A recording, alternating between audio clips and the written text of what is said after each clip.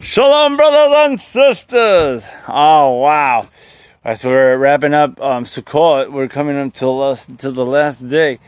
So I was thinking about, how about the water lavation tradition that the priest had developed, right? So the priest had developed this water lavation tradition during Sukkot, during the Second Temple era.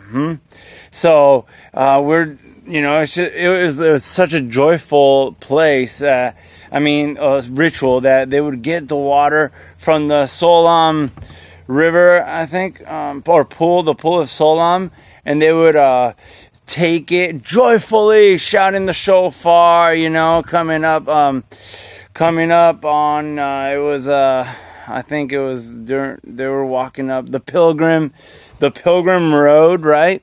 To put the water on the, evening, to put the water on the altar. And everybody was rejoicing. I heard the Talmud said that, if he who has not, seen a water lavation or taken part of a water lavation does not know what real joy, has not seen rejoicing in his life, or something like that. It was like so much joy, which we could imagine. And you know what I think? I think that that the Kohanim at the time, right, during the Second Temple era and before, and they were creating traditions, right? Traditions to identify HAMASHIACH, right? So they were creating traditions so that they would be able to recognize the Messiah when he came, right? This is what I think, right? So but since they started not rightly, like the teachers of the law, right? They were not rightly dividing the word of truth, because I think, this is my thoughts, obviously.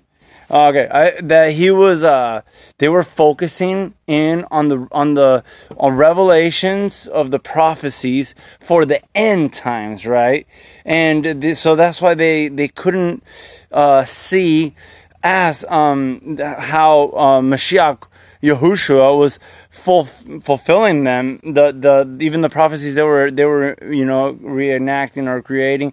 So they were blinded to see Messiah fulfilling these prophecies, because they were seeking prophecies from from the end part of the scriptures, right?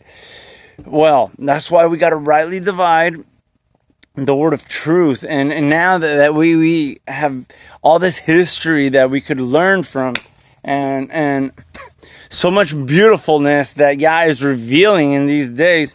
So that's why it's so important to rightly divide, and because Messiah came at the end day, right, at the height of the festival, and he said, and he fulfilled the water lavation ceremony by saying, "He who is thirsty, come and drink." And he was talking about the Ruach HaKodesh, right? So I think that because of that, that they weren't seeing. He was like prophetically saying that the people are pouring out water. I'm gonna pour out my spirit on you.